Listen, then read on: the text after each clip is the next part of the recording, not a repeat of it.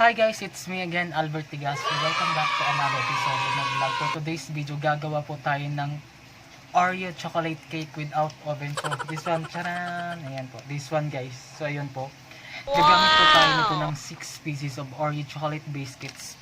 Ito po siya. So yun guys, ito po. Ito po na nakadurog na po to kanina, dinurog na po namin ng maigi. Dudurugin hanggang dudurugin po siya.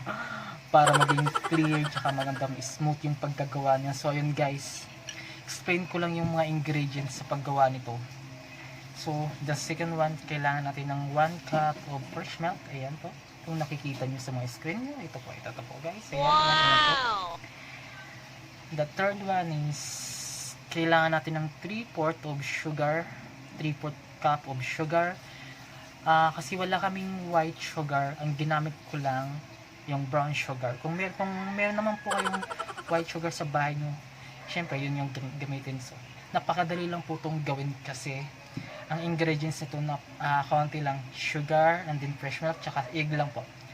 And then this one, the third one is 2 eggs of whole eggs po. Kailangan natin mamaya to sa pagbibake. And the fourth one is gagamit tayo mamaya ng cooking oil o kaya vegetable oil na 1 tablespoon.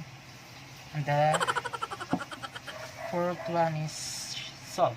Ayan po, konting salt lang po. Ayan, yung parang pinapatakan lang natin ng konti para yung lasa ng tamis ng cake para maglalaban siya.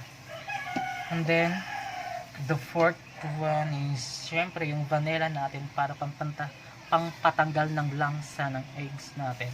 Ayun guys, so excited na po ba kayong gawin natin yung Oreo chocolate cake natin na without oven? So ayun guys, wag po kayong lilipat ng channel. So keep on watching in 1, 2, 3, let's go!